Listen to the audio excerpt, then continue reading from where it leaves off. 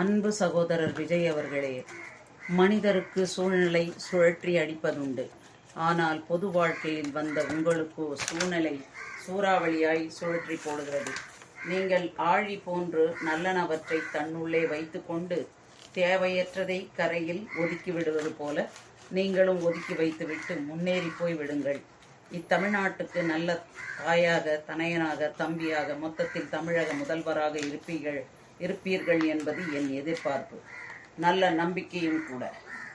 பிறர் பழி போடுவதாலும் பொழுதி தூற்றுவதாலும் தங்களின் சக நடிகர்கள் ஏளனம் செய்து எள்ளி நகையாடுவதாலும் தாழ்ந்து விட மாட்டீர்கள். ஏனெனில் நீங்கள் பொது வாழ்வில் உள்ளீர்கள். கர்ம வீரர் காமராஜரையும் அன்னை இந்திரா காந்தியையும் புறம் பேசியவர் அநேகர். அதெல்லாம் தூசி தட்டிவிட்டு வரலாறு படைத்தனர். அதனால் கலங்க வேண்டாம். தூற்றுபவர் துதிப்பாடும் நாளும் வரும். உங்களை சுற்றி இருப்பவர்கள் சுகமல்ல. எதிலும் சற்று விழிப்புடன் இருங்கள்.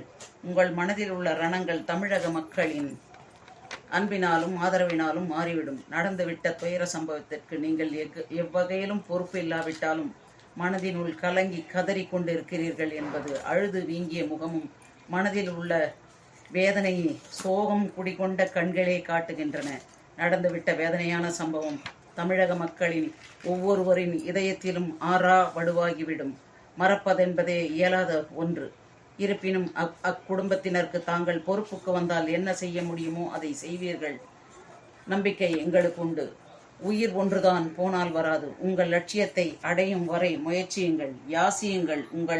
உங்களை படைத்த இறைவனிடம்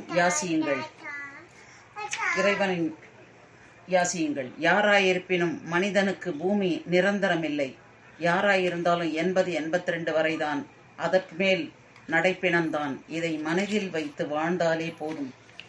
பிணம் வீழ்ந்தால் கேட்கும் பறை சத்தம் நாளை நமக்கும் தான் என்று பொது வாழ்வில் இருப்பவர்கள் நினைத்தாலே எந்த தவறும் நடக்காது. உங்கள் பயணம் தொடரட்டும். தமிழக மக்களின் விடியலுக்காக என்றும் உங்கள் ரசிகர்களும் மாற்றத்தை விரும்புபவர்களும் தாய்க்குளங்களும் பின்தொடர்வோம். நன்றி, வணக்கம்.